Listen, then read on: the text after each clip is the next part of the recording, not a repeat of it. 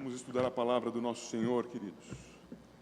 Vamos abrir nossas Bíblias na Epístola de Paulo aos Efésios, em seu capítulo de número 6. Estamos estudando a Epístola de Paulo aos Efésios já este mês todo. Pude até contar com a ajuda do Tiago, uma oportunidade aqui. Obrigado, Tiago, para fortalecer a igreja. Foi o tema da pregação do nosso irmão. Eu peço que os irmãos me acompanhem na leitura dos versos 10 a 13 desse capítulo 6.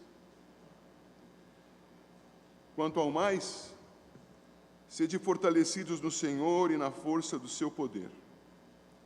Revesti-vos de toda a armadura de Deus, para poderdes ficar firmes contra as ciladas do diabo, porque a nossa luta não é contra o sangue e a carne, e sim contra os principados e potestades, contra os dominadores deste mundo tenebroso, contra as forças espirituais do mal nas regiões celestes.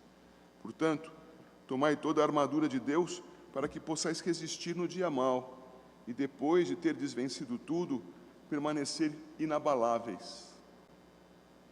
Queridos irmãos, como foi dito já na semana passada, a partir desse texto, temos um plano de 3 pregações.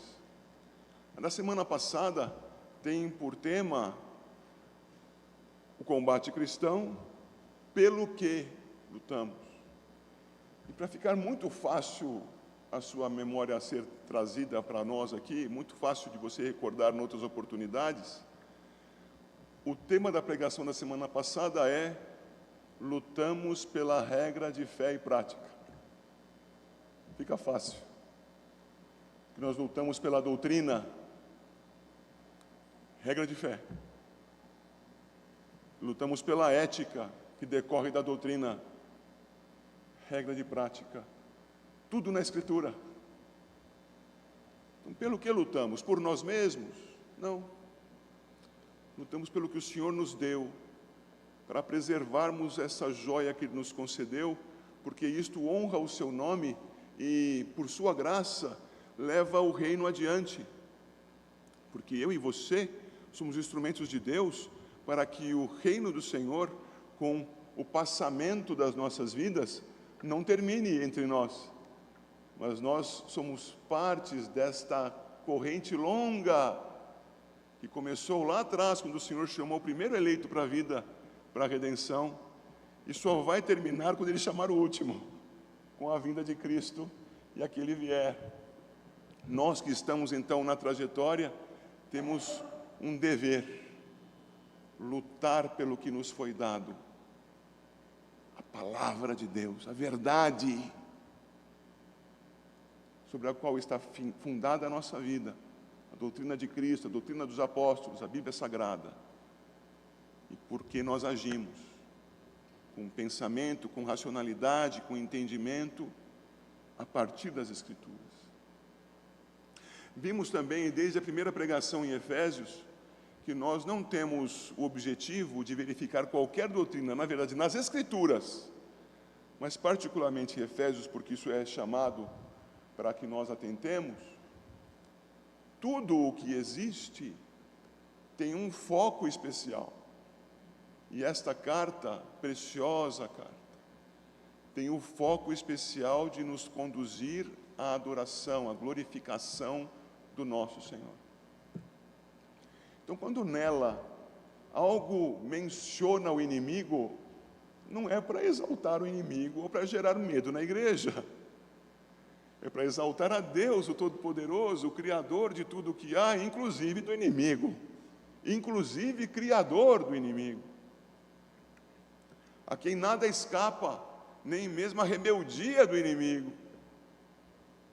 O soberano, que não é soberano de finais de semana, é soberano sempre, por toda a eternidade, sobre toda a sua criação, sempre, absolutamente soberano. Então, essas ênfases feitas, e você tendo recordado por onde já andamos, vamos olhar para o nosso tema e começar a estudá-lo, não nesse texto propriamente, porque nós temos que nos lembrar, como fizemos até aqui nessa ordem litúrgica, mas nos firmarmos e cada vez mais de que o centro da nossa vida está em Deus pela mediação do nosso Redentor. Redentor que sofreu sobre a face da terra, mas venceu. Então vá comigo, por favor, até o Evangelho de João, em seu capítulo 16, o verso 33, que está na primeira página do boletim infantil. João 16, 33. A igreja que já encontrou o texto, poderia ler comigo a uma só voz? Vamos ler juntos na tradução Revista Atualizada, segunda edição. Leiamos: estas coisas vos tenho dito, para que tenhais paz em mim. No mundo passais por aflições, mas tende bom ânimo, eu venci o mundo. Quem disse isso? Nosso Senhor Jesus disse isso na véspera da sua crucificação. Disse isso diante da sua aparente derrota terminal. Disse isso como vitorioso que é. Nele está a nossa vitória. Ao estudarmos o inimigo, não percamos de vista o vencedor que nos suporta a vida. Lá em Lucas 22, 53, queridos irmãos. Lucas 22, 53.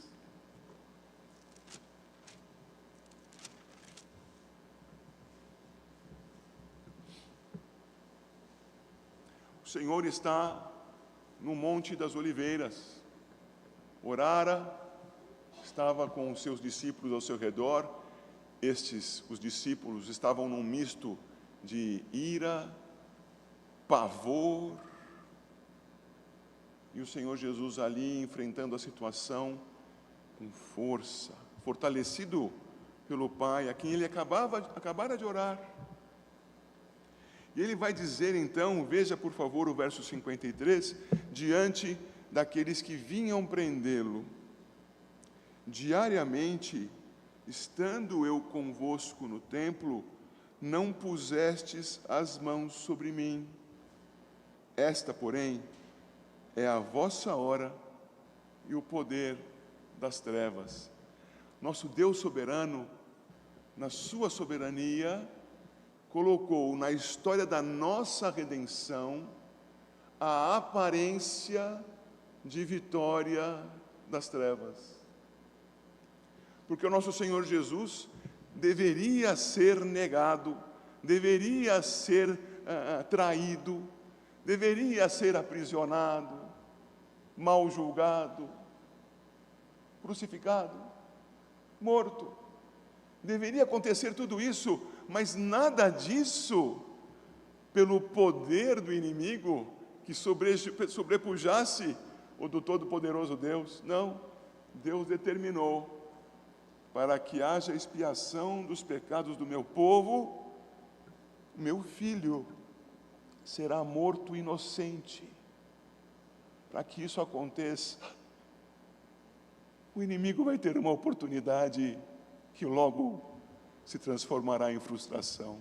Era o momento das trevas. E o nosso Senhor Jesus parecia vencido, mas ele acabara de dizer: tende paz, tende bom ânimo, eu venci o mundo. E o próximo texto, na verdade, é um capítulo, o 24 de Lucas. No primeiro dia da semana, à alta madrugada, foram elas ao túmulo levando os aromas que haviam preparado e encontraram a pedra removida do sepulcro, mas ao entrarem não acharam o corpo do Senhor Jesus. Aconteceu que, perplexas a esse respeito, apareceram-lhe 2 varões com vestes resplandecentes. Estando elas possuídas de temor, baixando os olhos para o chão, eles lhes falaram: por que buscais entre os mortos, entre os vencidos, ao que vive, ao vencedor?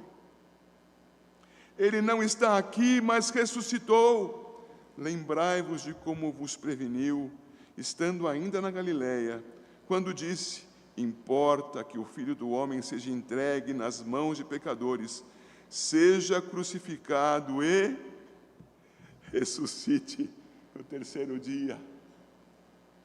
No mundo passareis por aflições. Tende bom ânimo, diz o Senhor Jesus. Eu venci o mundo. Ele o anuncia antes da cruz, ele o expõe após a cruz. Nosso Senhor, aleluia. Mas o nosso Senhor nos deixou neste mundo para que nós nos escondamos nele, nós o temamos, nós tenhamos fé nele, enfrentemos um inimigo feroz, escondidos nele. E o inimigo, queridos, de fato é feroz. Eu peço que você volte para o texto de Efésios, que vai ser o nosso guia para o estudo dessa noite, mas deixando ali marcado, seja pronto para ir para outros textos. Ali em Efésios, capítulo 6, o verso 11, nos mostra: revesti-vos de toda a armadura de Deus, para poderes ficar firmes contra as ciladas do diabo. Diabo, diabolos, acusador. Acusador. E nós sabemos muito bem que é isto, porque na visão de Zacarias, que você pode abrir se quiser, lá em Zacarias 3:1, é mostrada toda uma estrutura jurídica diante do Senhor. Veja lá comigo. No finalzinho do Antigo Testamento, o livro do profeta Zacarias. Tivemos a fortuna de recentemente estudar esse texto com o nosso pastor Altamiro. A bênção para a igreja. Espero que a igreja se recorde. Zacarias 3:1 apenas. Deus me mostrou o sumo sacerdote Josué, o qual estava diante do anjo do Senhor, e Satanás estava à mão direita dele para se lhe opor. Apenas o verso 1. Oposição. O acusador está sempre pronto a fazer oposição e acusação. Nós lutamos contra ele. Quando nós estamos inocentes numa situação e tudo se volta contra nós, firme-se em Cristo, firme-se no Senhor, que ampara a minha vida e a tua, somos redimidos, porque essa estrutura falsa, agressiva e acusadora não tem por patrocinador o próprio Deus. Está no seu plano, claro, nada foge ao seu decreto, mas tem por agente, causa secundária, o inimigo, que manipula, que estrutura e que acusa. Acusa inocentes, acusa culpados escondidos em Cristo. Você pode olhar para si mesmo e dizer que você seja inocente diante do Deus Todo-Poderoso? Eu sou culpado. Eu sou passível de pena. E não digo pena no sentido de dó, como nós costumamos dizer. Eu sou passível de apenamento eterno. Mas por causa de Cristo, eu fui justificado. Logo, toda e qualquer acusação do acusador contra mim não tem mais sentido, que a virtude de Cristo é suficiente e ela é canceladora de qualquer coisa que tenha sido feita por mim no passado, feita por mim hoje, que venha a ser feita por mim no futuro, ainda que eu não a queira praticar, mas infeliz homem que sou, miserável que sou, o Senhor é que me sustenta, é o Senhor que te sustenta contra acusações, seja na nossa inocência, diante dos homens, seja nas nossas culpas diante de Deus. Em Cristo podemos nos esconder, em Cristo estamos seguros. Ele é acusador e, como já vimos, ele é feroz. Quando o Senhor Jesus, em João capítulo 10, você pode ir até lá se quiser, apresenta a si mesmo como o bom pastor, ele também fala do ladrão. Ele fala daquele que é mercenário, fala daquele que vem até o rebanho, mas não para edificá-lo, mas para usufruir dele, para o roubar, diz mais, para o matar, e conclui, para o destruir. João 10:10, a primeira parte do verso. O inimigo, o ladrão, vem só para roubar, matar e destruir. Meu querido, você tem se associado de algum modo àquele que acusa? Você tem se associado de algum modo àquele que ferozmente ataca para destruir, para acabar com a tua vida? Você acha que em algum momento a tentação que te assolou foi para o teu bem? Nunca foi. Aquilo que pareceu ser belo, saboroso, gostoso, era para roubar, matar e destruir. E o texto que já lemos em 1 de Pedro 5:8 diz que o inimigo, o diabo, como um leão, está rondando, está rugindo, está procurando alguém para devorar, roubar, matar, destruir. Mas a quem ele encontrará? A quem não estiver escondido em Cristo. Resisti-lhe, pois, pela fé. Diz o verso 9. Confie no Senhor. O inimigo é feroz, mas o Senhor é que é o vitorioso. Por isso eu coloquei o leão caolho na nossa imagem. Um leão, lutador, bravo, querendo ter a sua corte, mas ele encontrou este que é encontrou o leão. E o nosso Senhor é vencedor. Vencedor contra o ladrão feroz.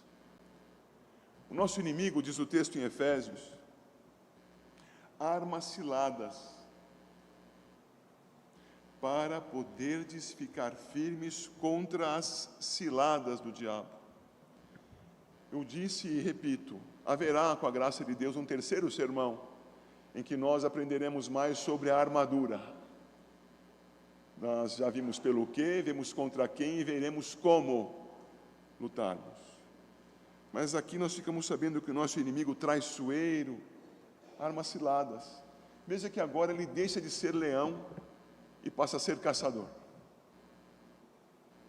Animais grandes, animais poderosos, ferozes, são caçados por pessoas cruéis. Algumas das pessoas cruéis usam dardos inflamados, hoje poderíamos dizer um projétil de um fuzil, um dardo inflamado, e ficam disparando contra nós. Nós teremos isso aqui, um instrumento poderoso para vencê-lo, que é o escudo da fé. Mas há outras maneiras de caçadores impiedosos e maldosos caçarem as suas presas. Eles vão até um local onde eles sabem que a presa costuma passar. Guarde essa informação. Onde a presa costuma passar. E ali eles fazem um buraco na terra. Um buraco profundo, largo. E camuflam aquilo com folhas longas, resistentes, mas não tão resistentes que suportem o peso do animal, só para permanecerem cobrindo aquele buraco. Como o animal costuma passar por ali, ele passa desavisado, é o caminho da roça, abra um parêntese, é onde nós batemos o carro, onde nós somos furtados ou roubados, é o lugar onde nós nos sentimos seguros. Ele passa e cai, e é preso pela cilada do diabo.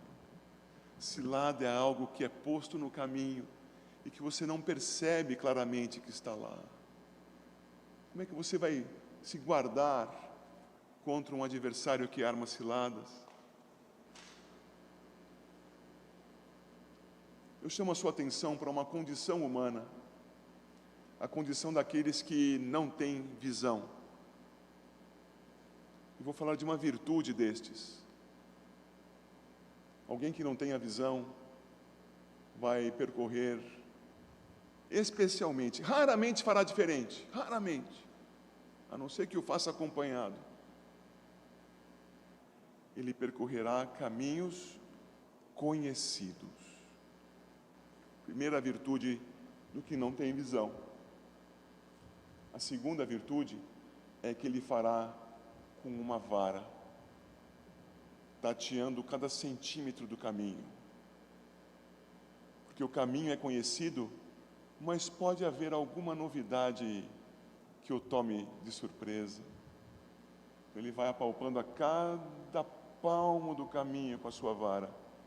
Um novo degrau, uma nova curva, uma madeira que tenha caído.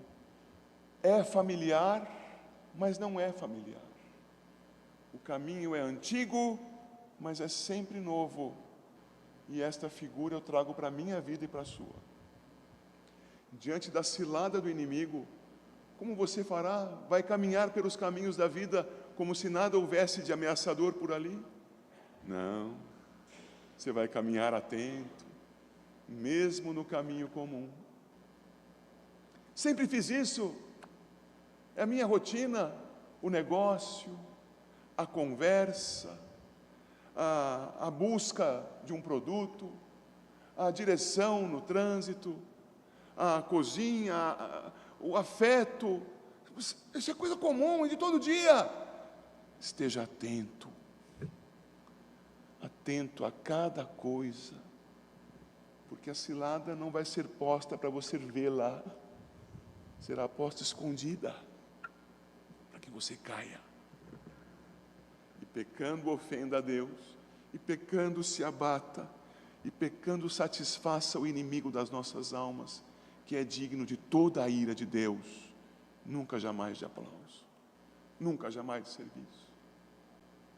O tentador arma ciladas, e as suas ciladas vêm muitas vezes, como você pode ver nos dois textos que estão aí lançados, Gênesis 3:1 e Mateus 4:3, arma ciladas com um sorriso aberto no rosto.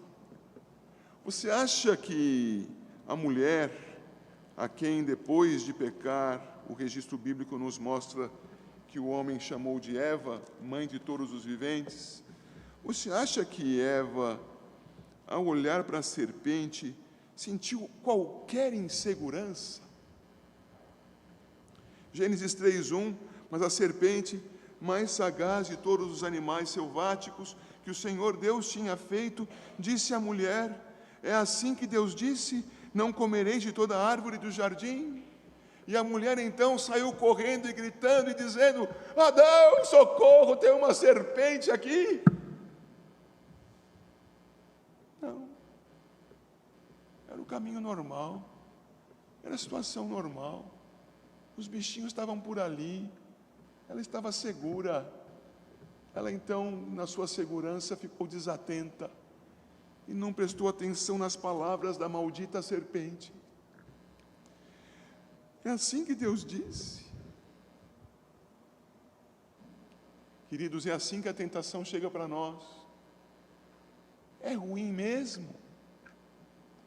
Você já estudou bastante, eu sei, mas será que estudou certo? Será que é assim mesmo? Você que tem se acostumado a orar, você não dá conta de fazer isso sem orar? Você já fez tanto isso com Deus. Para que depender dele hoje? Você, como discípulo, já aprendeu a fazer sozinho. Não é assim, discípulo? É claro que é. Vá, mostre para Deus que você dá conta. Ele vai ficar orgulhoso. Tentação. Bonita. Simpática. Destruidora. Mortal.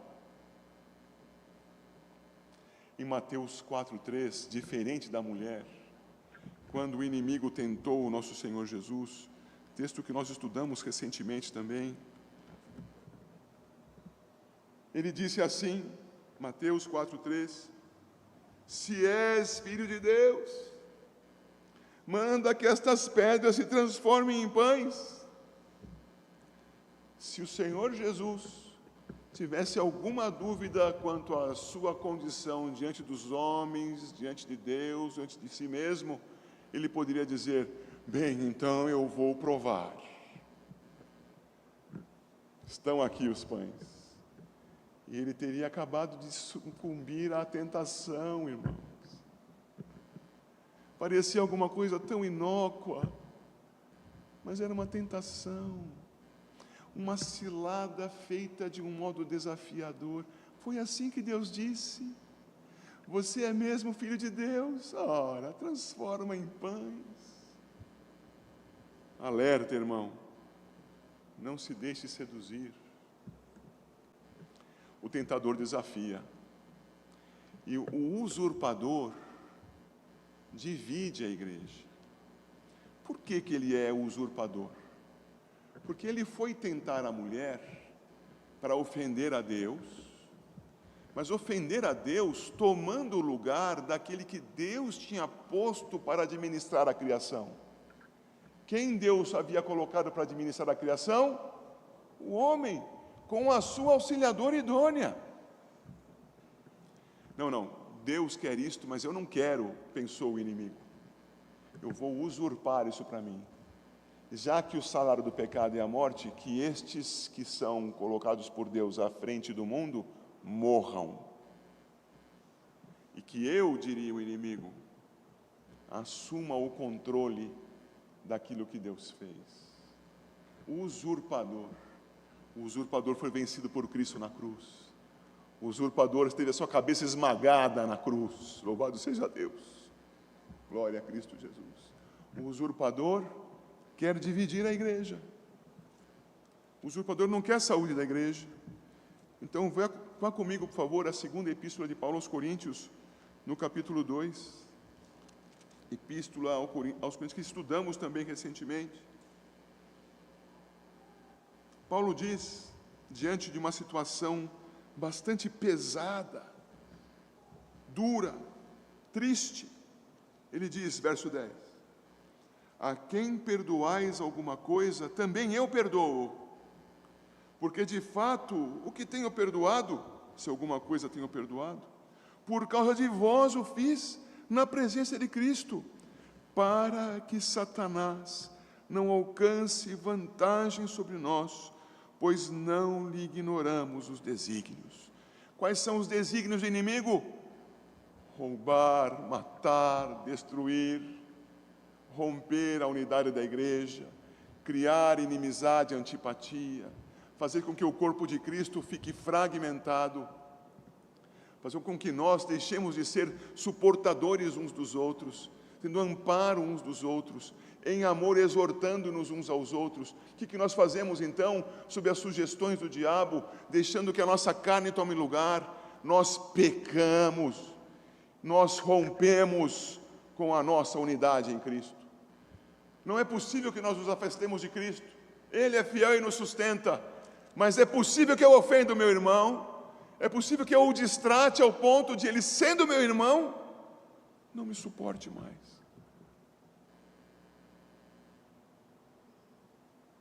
Tenha problemas para andar comigo, tenha problemas pecando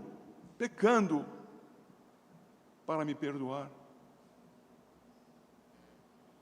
Eu dou vazão a algo carnal e ele também o faz, e nisso nós vamos contribuindo com o outro em favor da quebra do corpo. Quem quer isso? Deus? Não. Isto é propósito do inimigo. O inimigo sempre quis quebrar, quis dividir, sempre. Dividir o homem em relação a Deus, dividir o homem em suas relações, dividir, matar. Mas o remédio está aqui. O remédio está no verso 10. Louvado seja Deus. Ele diz, Paulo: se vocês de Corinto perdoaram a este que eu nem vejo, sei que pecou, mas vocês perdoaram, o que eu posso fazer se não perdoar também? Eu também perdoo. Eu perdoo por causa de vocês, esse é o verso 10. Eu perdoo por causa de vocês na presença de Cristo, porque eu não quero dar lugar para o nosso inimigo. Eu pergunto a você, irmão e irmã, temos dado lugar ao inimigo? Temos aberto a porta, aquela frestinha que seja, para que o inimigo coloque o pé e logo mais arrombe a porta, invada a casa? Arrependimento de pecados e em Cristo o cultivo da paz no meio do povo de Deus. Em Cristo o cultivo da paz, um instrumento para isso, o perdão. O enganador, queridos, ilude. O texto de Mateus 16, peço que os irmãos vão comigo até lá. O texto de Mateus 16 nos mostra o enganador, mais uma vez iludindo, e por meio de um crente, querendo atacar o Senhor Jesus. Nosso Senhor Jesus havia acabado de elogiar Pedro, dizendo que os discípulos teriam as chaves do reino, tema de pregação há tempos aqui.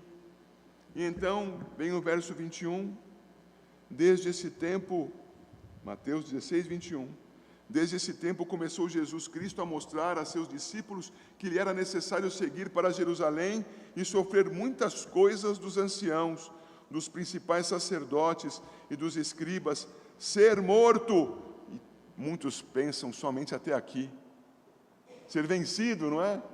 Mas ele continua, ele diz tudo, e ressuscitado no terceiro dia, ele falou da sua vitória.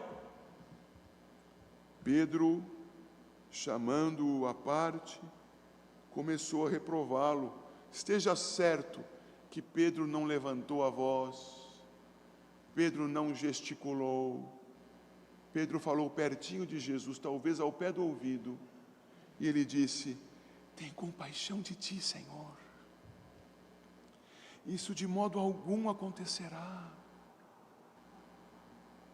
O que é isso, queridos? Isto é a tentativa de enganar, de dizer: bem, faça isso com você, preserve-se. Vou usar um exemplo que pode ser utilizado aqui no meio da igreja.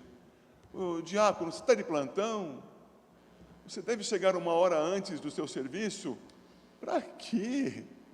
O pessoal começa a chegar só 15 para as 9. 15 para as 9, não, 9h30 da manhã que eles chegam. Você que pode chegar 15 para as 9. Não precisa chegar muito cedo. Não se esforça tanto. Ô coralista, para que ficar estudando a música em casa? Para quê? Na hora do ensaio geral você passa lá e aprende. Sabe o que é isso? É mentira, minando o trabalho do Senhor. É claro que é incomparável o que Cristo fez, mas eu não estou falando com Cristo aqui, estou falando com você. Nenhum de vocês vai para a cruz no lugar da igreja. Estou falando com você que peca com coisas pequeninas, sendo iludido pelo inimigo. O Senhor Jesus não foi iludido. Ele respondeu, e o verso 23 diz: Jesus, voltando-se, disse a Pedro: arreda Satanás. Eu também não consigo ler isso como um cochicho, viu, irmãos? Arreda Satanás. Não. Satanás pode ter vindo sutilmente. Ele saiu, não literalmente, mas saiu a pontapés. Saiu posto fora. Arreda! Sai de perto. Tu és para mim pedra de tropeço, porque não cogitas das coisas de Deus, e sim das dos homens. Resistir ao inimigo não é coisa que se faça com a cabeça baixa. É com os olhos em Cristo, e no vigor do Senhor. Não se trata de uma conversa amigável, é um enfrentamento. O enganador ilude. Isso está em Mateus. Eu vou novamente à segunda epístola aos Coríntios. Acompanhe, irmão. Segundo aos Coríntios, o enganador ilude. Paulo falava nesse trecho da sua epístola a respeito dos falsos apóstolos. Eu vou falando e você vai achando o texto. A respeito dos falsos apóstolos. E falando destes falsos, ele vai dizer a quem estes servem e por que agem como agem. Versos 13, 14 e 15. Porque os tais são falsos apóstolos, obreiros fraudulentos, transformando-se em apóstolos de Cristo. E não é de admirar, porque o próprio Satanás se transforma em anjo de luz. Não é muito, pois, que os seus próprios ministros se transformem em ministros de justiça, e o fim deles será conforme as suas obras. Eu peço aos irmãos que encontrem nas Escrituras alguma ordem ou autorização para que a igreja seja liderada pelas valorosas, capazes, excelentes mulheres. Há alguma ordem ou autorização para isso na Escritura? Logo, quando nós temos uma pastora, uma presbítera, uma diaconisa, por mais que pareçam ser servas do Senhor, o que são essas pessoas ao agirem contra as Escrituras? O que são? São servas do inimigo, passam-se por servos de Deus servindo ao inimigo. Eu quero muito evangelizar o bairro, mudando de exemplo. Quero evangelizar o bairro e, como vocês sabem, eu sou uma pessoa muito atlética. Por favor, contenham o riso. Eu sou uma pessoa muito atlética, muito forte. Então eu vou marcar na praça uma aula de ginástica. E enquanto estivermos fazendo a aula de ginástica, eu vou falar de Jesus para as pessoas. Não parece bom? Mas vocês percebem que eu estou mentindo para elas, não? Vem fazer aula de ginástica. Mas eu estou mentindo, eu vou falar de Jesus. É possível conciliar o santo com o impuro? Eu quero testemunhar de Cristo, então me tatuo, porque eu quero que as pessoas vejam que eu sou cristão. Como você fará contra Cristo alguma coisa a favor do reino? Como? Satanás se transforma em anjo de luz. Não se deixe enganar. Não se deixe iludir. Passando por aí, nosso querido irmão Calvino, louvado seja Deus pela vida de Calvino, servo do Senhor, pecador, redimido pela graça, servo do Senhor, que escreveu, que falou e foi anotado. Já mencionei aqui, tem um livro de sermões no texto de Efésios. E aqui nesse texto ele vai fazer uma abordagem que eu peço para você me acompanhar agora, conforme o que diz o texto em Efésios, perdão, eu referi a esse texto, mas era o de Efésios que queria tocar. Capítulo 6, o versículo 12. Nós construímos para nós mesmos teorias a respeito das Escrituras e achamos que as nossas teorias são fortes, firmes, corretas, santas, e estamos com isto nos privando de aprender mais do Senhor, segundo a sua santa palavra. Lemos, verso 12, porque a nossa luta não é contra o sangue e a carne. E ao lermos isto, nós podemos correr o risco de achar, então, que não haverá entre os homens inimigos nossos, inimigos da igreja. E estaremos interpretando mal o texto. Não será inimigo da fé alguém que vem com o coração aberto, com interesse verdadeiro, perguntar, querer aprender da Escritura, querer um conselho, uma orientação, se quiser andar com você para edificação, mostrando verdade, eu não sei, me oriente, me ensine. Essa pessoa que tem esse interesse não pode ser tratada por você como inimiga, é uma pessoa que quer do Senhor e pelo Senhor crescer. Responda. Mas haverá aqueles que trabalharão contra, que serão instrumentos de inimigo para minar, para colocar em evidência o seu ponto mais fraco, aquele contra o qual você mais luta. Tem vencido pela graça de Deus, mas é muito frágil. É ali que vai o inimigo. Ele sabe onde atacar. Ataca. Logo, nós não devemos nos enganar, porque nem toda pergunta, nem toda busca, nem todo interesse pode provir de boca justa, boa, santa. O interesse pode ser somente em, como já vimos em João 10:10, roubar, matar e destruir. Precisamos estar alerta. Calvino observa isso no seu texto. Os nossos inimigos são sim potestades espirituais, mas ele não deixa de dizer, são também carne e sangue. Essa é a ênfase paulina aqui.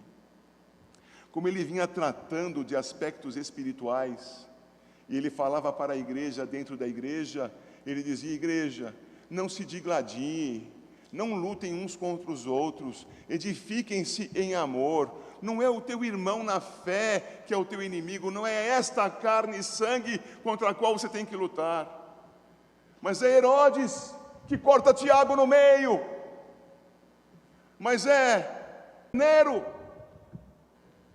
o homem que contra a igreja, mentindo contra a igreja, levanta os santos de Deus para iluminar a rua. Inimigo da igreja. Temos inimigos de carne e sangue. Calvino enfatiza, eu acompanho Calvino. Temos inimigos espirituais. E esses inimigos espirituais são apresentados por Paulo em categorias. Eu gostaria de raciocinar com você um pouco sobre isso. Por favor, me acompanhe ainda no verso 12. A nossa luta não é contra o sangue e a carne, espero que tenha ficado claro, e sim contra os principados e potestades, contra os dominadores deste mundo tenebroso, contra as forças espirituais do mal nas regiões celestes. Irmãos, o inimigo age espiritualmente, mas não apenas. Ele também age por meio dos seus representantes. E lá estava Pedro ao ouvido de Jesus, não te faças mal. Age por meio de elementos naturais, e lá estava a serpente diante da mulher. Foi assim que Deus disse. E quantos exemplos mais, queridos irmãos, de profetas, falsos profetas como Balaão, que queriam mentir ao povo de Deus, como aqueles que, tomando o lugar dos juízes, se apresentavam como as soluções para o caminho do povo, e na verdade levavam o povo à perdição, à morte, como membros do próprio povo, que não seguindo as ordens do Senhor, pegavam tesouros de cidades destruídas, como Acã diante de Jericó, e são instrumentos para a morte no meio do povo. Como homens grandes diante de Deus, como Davi, que não tinha que fazer o censo de Israel, para mostrar diante do mundo o quanto Israel era poderoso militarmente. Ele não precisava, ele devia confiar no Senhor. O Senhor é que luta as nossas batalhas, o Senhor é que vence as nossas guerras. Não, ele quis fazer o censo. pena, peste, morte, por causa de Davi. Estejamos atentos, irmãos, porque o inimigo agirá por meio daqueles que se submeterem a uma, a duas ou a três das forças malignas que Paulo também registrou neste livro, no capítulo 2. Então, olhe comigo lá no capítulo 2 de Efésios, versos 1 a 3. Ele vos deu vida, Deus nos deu vida, aleluia, estando vós mortos nos vossos delitos e pecados, estando nós mortos nos nossos delitos e pecados, mas Ele nos deu vida em Cristo Jesus. Mas nós andamos antes nos delitos e pecados, verso 2, nos quais andamos outrora, segundo o curso deste mundo. Já tem sido dito aqui, eu repito, inimigo, instrumento satânico para a queda do crente. O território do inimigo é guardado pelo inimigo. O território do Senhor é atacado pelo inimigo. Por isso, dardos inflamados do maligno, no texto que estudaremos semana que vem. Nós somos atacados pelo inimigo. O que é dele, ele já sapateia, morre de rir. Conosco, a coisa é mais séria, mais grave, mais difícil, mas nem por isso deixa de atacar. Ataca, e ataca com instrumentos do mundo. Eu avisei, por sugestão do presbítero Marcelo, na tarde de hoje, que passou pelo caminho e viu aquela faixa que anunciava a passeata, irmãos, do orgulho, irmãos, do orgulho LGBT. É lamentável que essas pessoas estejam nessa situação. Deve ser a passeata do lamento sobre a perdição de tantos. Nós deveríamos olhar para isso e chorar. Olhar para isso e parar no final da passeata e dizer: agora que vocês já estão cansados, vamos ouvir alguma coisa que modifique a sua vida? Mas saiba, será como jogar pérolas aos porcos. O mundo ao nosso redor quer nos convencer que a perversão sexual é algo bom. O mundo quer nos convencer que a referência moral vinda da parte do Senhor, na verdade, não é a única. Há muitas referências morais, e conforme a referência que você adote, você poderá ter uma conduta justificada, aprovada por todos. Adote a que você quiser. Ora, eu quero ser canibal. Vou adotar a referência canibal de moral. Quer andar comigo?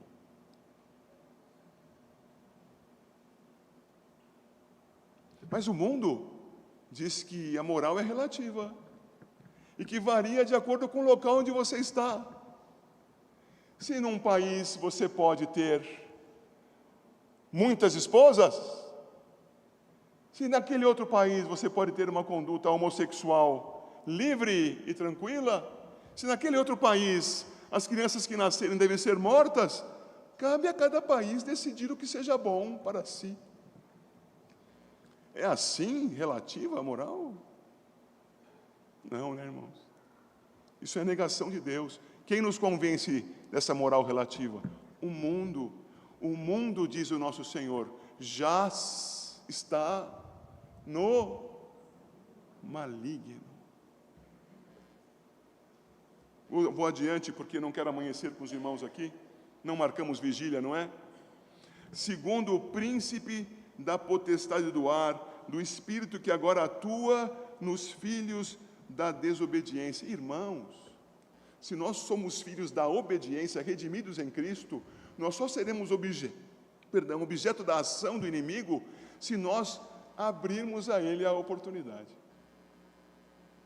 Se nós dissermos: entra, vampiro, a porta da casa está aberta.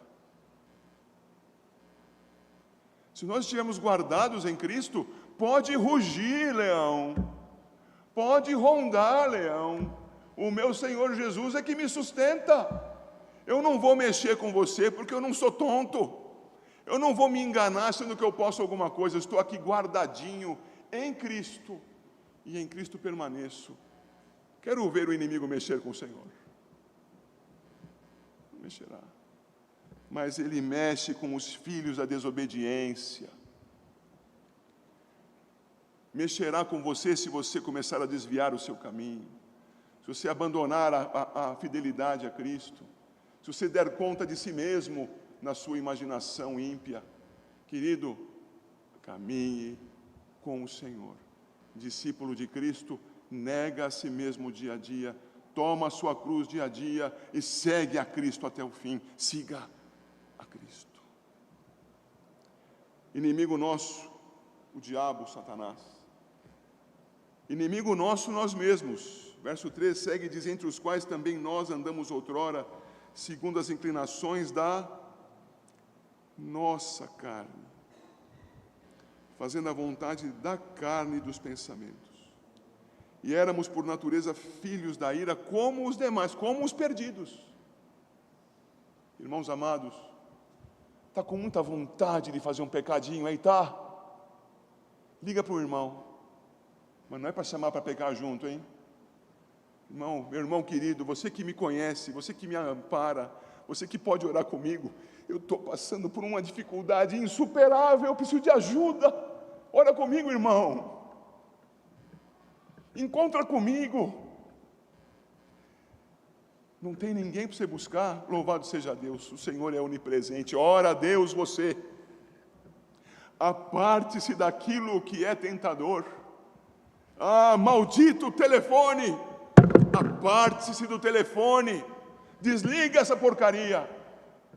Leia a Bíblia impressa. Que te custa carregar o livro?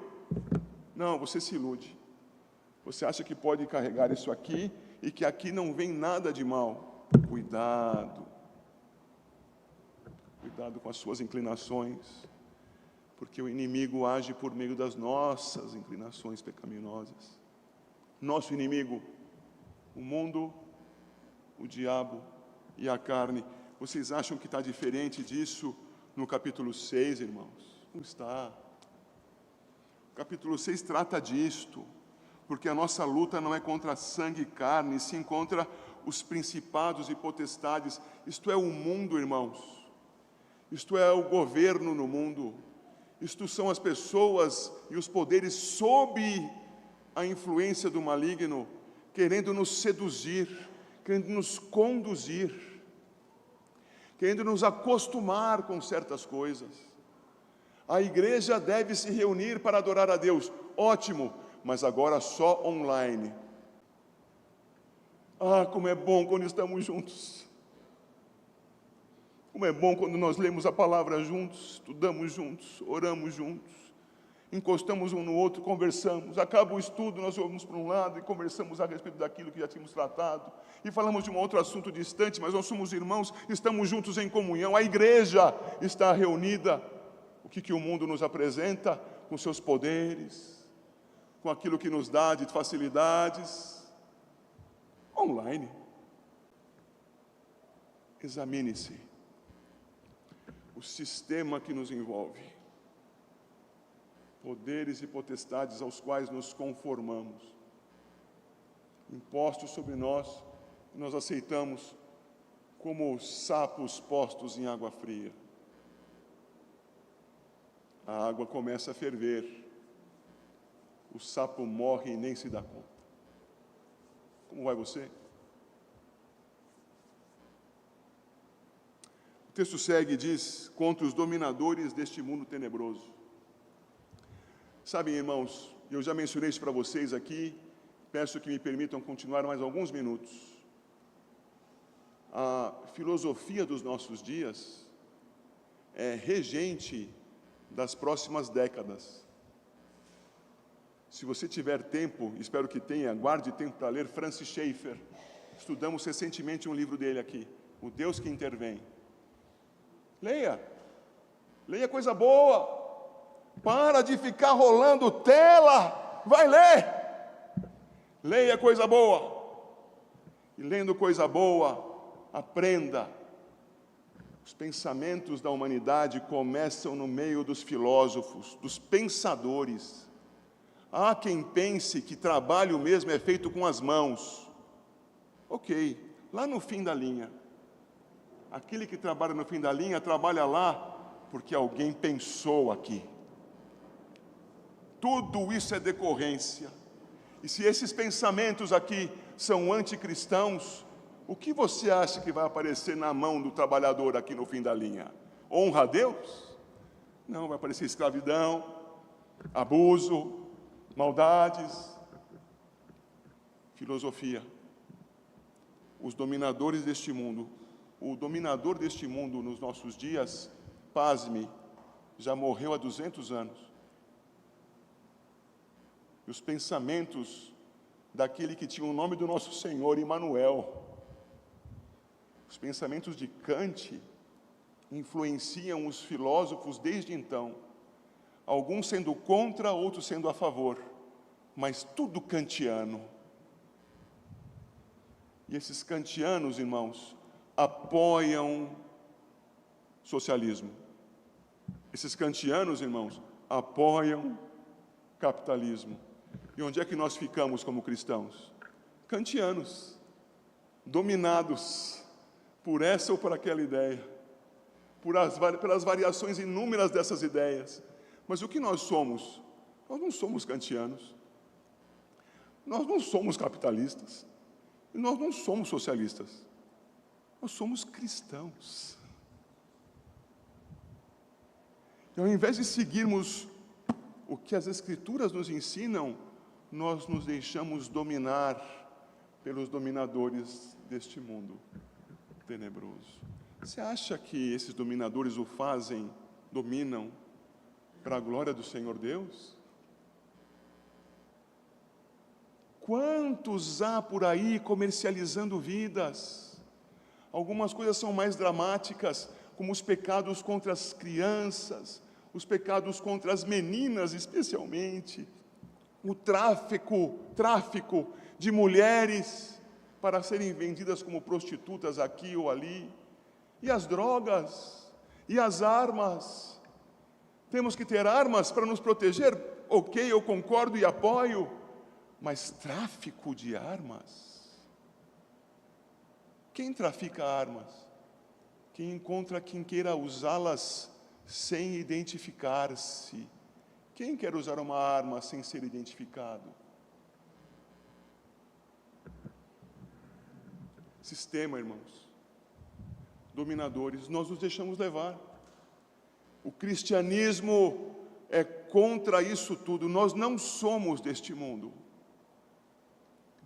Quando um de nós falar contra uma ideologia, arrumará inimigos. Mas nós não somos contra esta ideologia.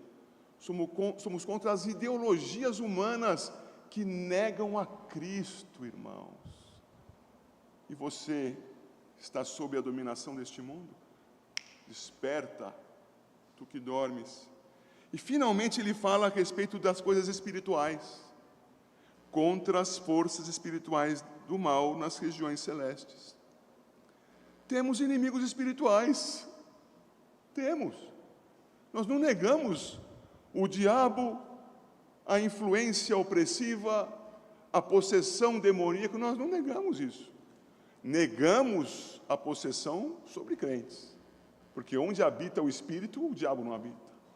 Não há meio, mas tenta, mas busca seduzir.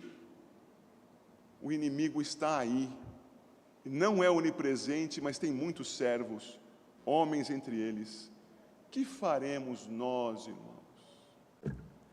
Como resistiremos a tanta opressão, tanta oposição, com a qual já temos até nos acostumado? Como faremos, irmãos? Louvado seja Deus por sua palavra. Verso 10, abrindo a porta para a pregação da semana que vem. Quanto ao mais, sede fortalecidos no Senhor e na força do seu poder. Pastor, o senhor falou tanta coisa aqui, estou muito cansado, mas fiquei um pouco impressionado também, pastor. Como é que eu faço agora? Estou morrendo de medo. Não precisa ter medo. Precisa esconder-se no Senhor, ser fortalecido no Senhor e na força do poder dEle. Escondido no Senhor, peça a Deus que te abençoe para que você, o mais rapidamente possível, mas ainda que seja muito lentamente, cresça em discernimento. Olhe para as coisas e veja mais do que aparece. Olhe para o sorriso e veja a serpente. Sinta o cheiro da fumaça e não pense em churrasco. Pense no que estão fazendo de mal para surgir fumaça. Observe, acorde, ande como se fosse cego. O caminho é conhecido. Tateie. Faça isso, segundo as Escrituras. Faça isso, confiando no Senhor. Aprenderemos mais sobre isso, com a graça de Deus, no próximo domingo à noite, se Deus assim quiser.